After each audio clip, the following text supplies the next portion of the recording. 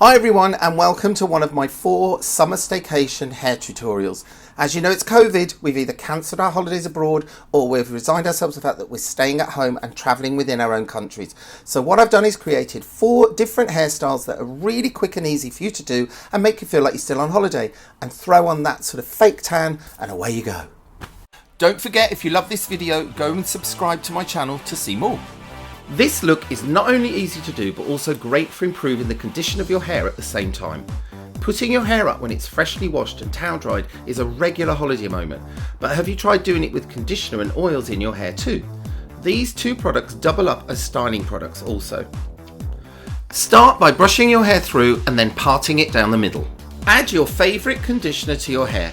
Here I'm using the Biolage Smooth Proof Conditioner. Then layer with some Biolage Exquisite Oil.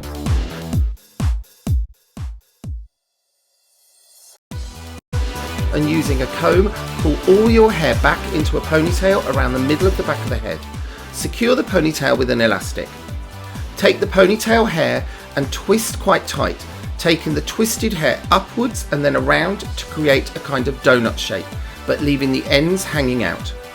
Take a few pins and secure the donut, then take any kind of hair accessory or decorative crocodile clip and secure the hair hanging down below the base of the donut.